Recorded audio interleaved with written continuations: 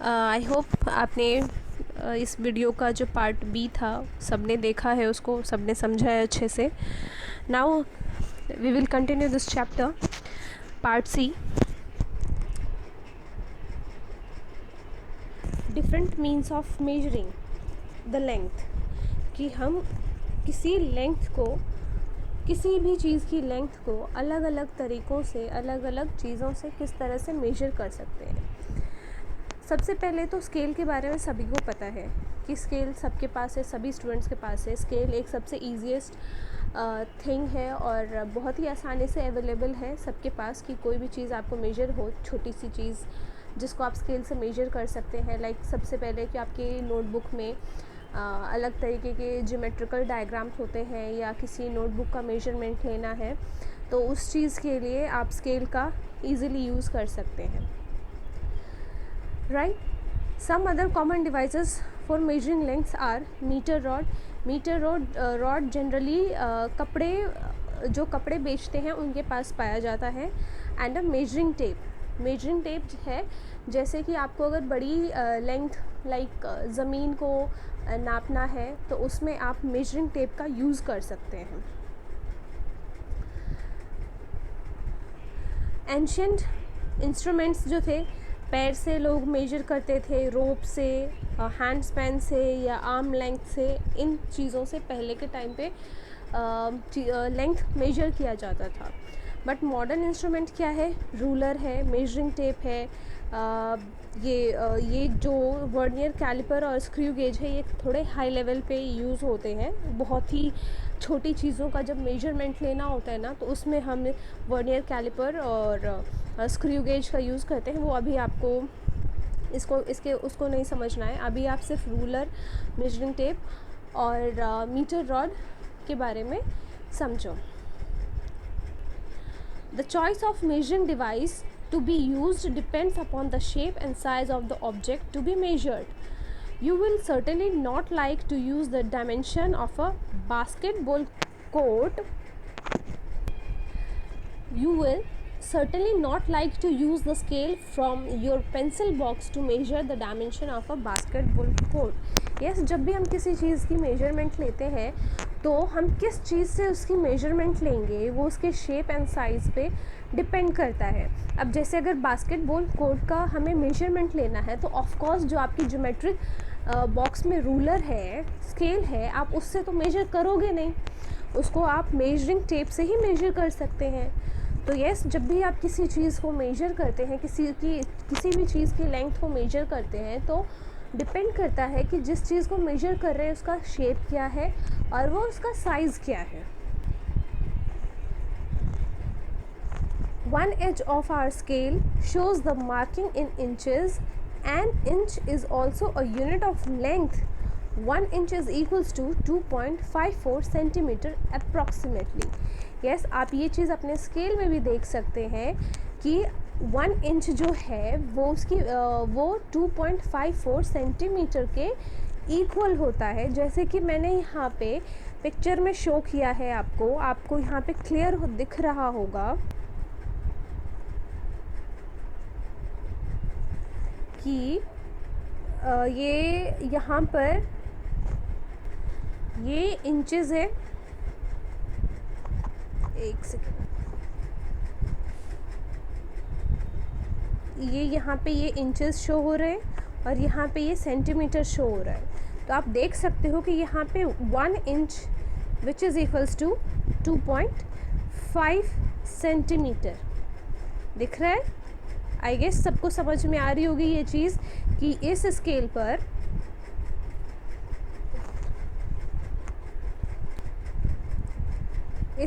पर ये जो है ये 1 इंच है, ठीक है. और इस स्केल पर आप सामने देख सकते हो कि 2.54 सेंटीमीटर, 2.5 के अप्रॉक्स ये वैल्यू शो हो रही है. आप ये चीज़ चाहे तो अपने स्केल पर भी देख सकते हैं. अपनी स्केल निकालिए और उस पर ये चीज़ ऑब्ज़र्व करने की कोशिश करें, आपको अच्छे से समझ में आएगा.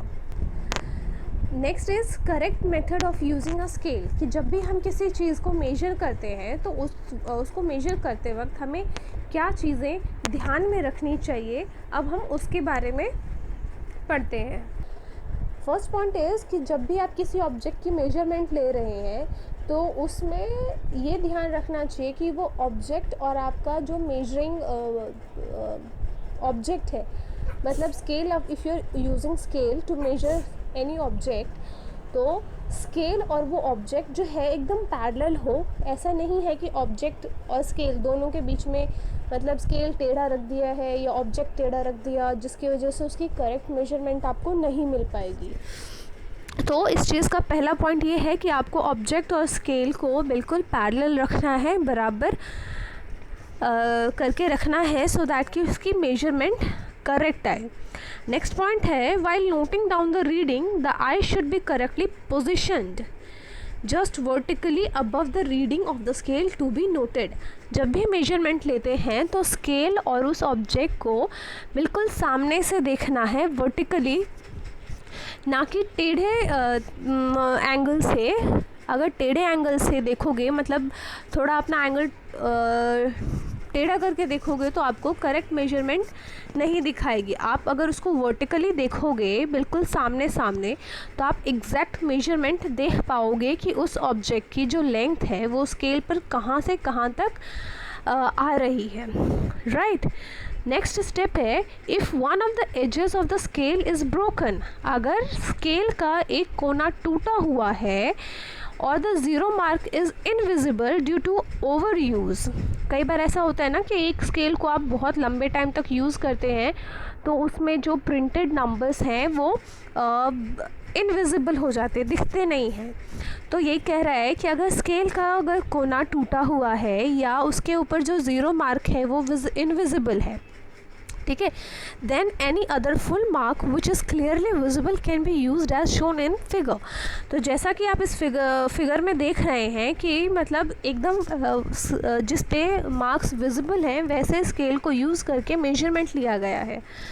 तो हमें भी वैसे ही स्केल का यूज़ करके किसी भी ऑब्जेक्ट का मेजरमेंट लेना है, सो दैट कि we will able to see the exact measurement of that object, कि हम उसको क्लियरली देख पाएँ कि जो ऑब्जेक्ट हमने जो मेजरमेंट ले रहे हैं उसकी एग्जैक्ट मेजरमेंट क्या है।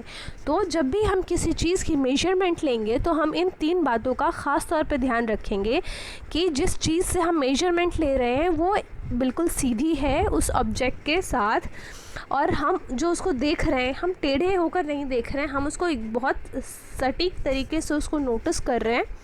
और थर्ड इज़ कि हम किसी भी टूटे हुए स्केल का या जिस पर मार्क विजिबल नहीं है ऐसे स्केल का यूज़ नहीं कर रहे हैं, ठीक है।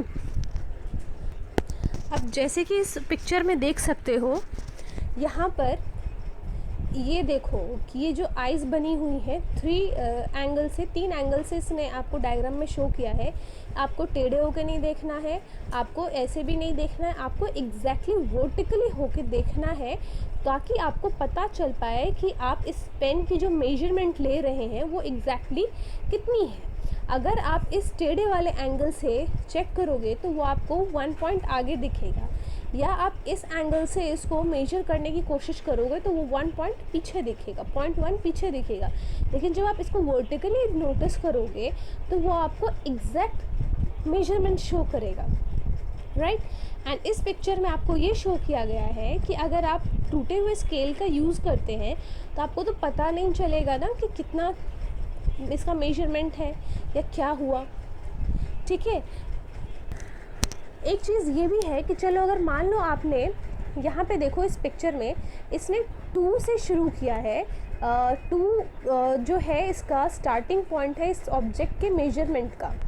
तो यहाँ पे लिखा है, if you start your scale at one end of the object to be measured with the full mark 2.0 centimeter, then 2 is to be subtracted from the reading of the scale at the other end of the object so as to obtain the correct length of the given object। मतलब ये है कि मान लो ये आपका कोई cubicle जो है कोई बॉक्स है, ये क्यूबॉइड एक बॉक्स है, इसका आपने लेंथ मेजर किया तो आपने कहाँ से मेज़रमेंट शुरू की, 2 सेंटीमीटर जहाँ पे लिखा है वहाँ से, और इसकी लेंथ एंड कहाँ पे हो रही है 4 सेंटीमीटर।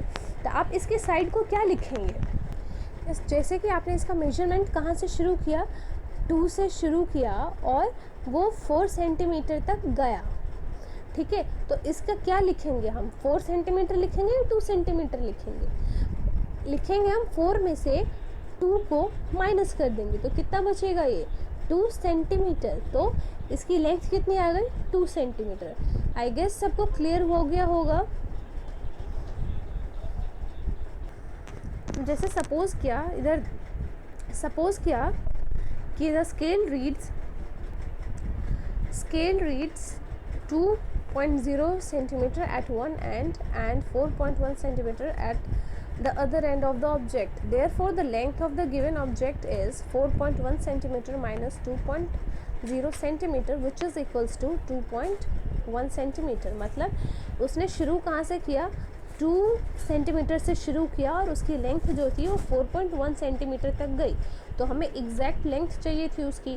तो जब हमने 2 से शुरू किया, मतलब हम 2 पॉइंट पीछे आकर हमने उसकी जो लेंथ की मेजरमेंट शुरू की, इसीलिए हमने इसमें से उतना माइनस किया। मान लो अगर 3 सेंटीमीटर से शुरू करते, 3 सेंटीमीटर से 5 सेंटीमीटर तक जाता, तो अगर 3 सेंटीमीटर से 5 सेंटीमीटर तक जाता तो उसकी उस ऑब्जेक्ट की लेंथ कितनी आती, 5 माइनस 3 कर देते तो वो क्या आ जाता, 2 सेंटीमीटर आ जाता।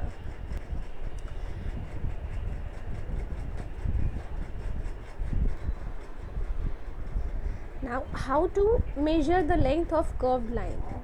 कर्व्ड लाइन अगर कोई है उसका मेजरमेंट हमें लेना है तो हम क्या करते हैं, उसको थ्रेड की हेल्प से हम मेजर करते हैं। जैसा कि आप पिक्चर में देख रहे हो कि इसको कोई कर्व्ड लाइन है इस तरह की, इसकी मेजरमेंट लेनी थी। तो पहले क्या करेंगे, धागे को P पॉइंट से इस पॉइंट तक ले आएंगे, देन फिर उसी यहाँ ऐसे ऐसे ऐसे इस तरह से धागे को इसके अकॉर्डिंगली सेट कर देंगे। फिर P पॉइंट से Q पॉइंट तक धागा गया और फिर उस धागे को मेजर कर लेंगे कि उस धागे की लेंथ कितनी हुई, तो उसकी हमारे पास मेजरमेंट आ जाएगी। नाउ समथिंग मोर में एक इम्पॉर्टेंट चीज़ लिखी है कि a light year is used as a unit of length for measuring distance between celestial bodies. Celestial bodies का मतलब है जो भी स्पेस में प्लैनेट्स हैं, चीज़ स्टार्स हैं, सन है, जो भी है स्पेस में जितनी भी चीज़ें हैं उसको सेलेस्टियल बॉडीज़ कहा जाता है। तो अब जैसे कि हम लोगों को पता है कि सन और अर्थ के बीच का डिस्टेंस कैसा है, कितना है, तो उस डिस्टेंस को, सन एंड अर्थ के बीच के डिस्टेंस को किलोमीटर में नहीं मेजर करते हैं, उसको लाइट ईयर में मेजर करते हैं, ठीक है। यहाँ पे 1 light year is equal to the distance traveled by light in 1 year। मतलब 1 light year क्या है, 1 light year is equal to the distance traveled by light in 1 year। मतलब एक साल में लाइट ने कितना डिस्टेंस ट्रैवल किया वो 1 लाइट ईयर के इक्वल है। जैसे the largest unit of length is yotta metre which is equal to 10⁻24 metre. Next point में बताया गया कि जो लार्जेस्ट यूनिट है लेंथ की वो है योटा मीटर, जिसकी वैल्यू क्या है 10⁻24 मीटर। नाउ चेक पॉइंट 2 है, try to do it, otherwise मैं इसका PDF बना के ग्रुप में डाल दूँगी, ओके। एंड आई होप आपको सबको ये समझ में आएगा। अगर नहीं भी आया तो कोई दिक्कत नहीं है, आपको जहाँ भी अटकते हैं, जहाँ भी आपको डाउट है, प्रॉब्लम है, you can ask me any time, right. I guess सभी इसको रीड करेंगे, चैप्टर को अच्छे से पढ़ेंगे और अपने डाउट्स को मार्क करेंगे, क्योंकि जब भी हमारी जूम क्लास होगी उसमें मैं आपके डाउट्स लूँगी और मैं क्वेश्चंस भी करूँगी उसमें आपको, और आप लोगों को फिर मुझे वो चीज़ें समझानी होंगी।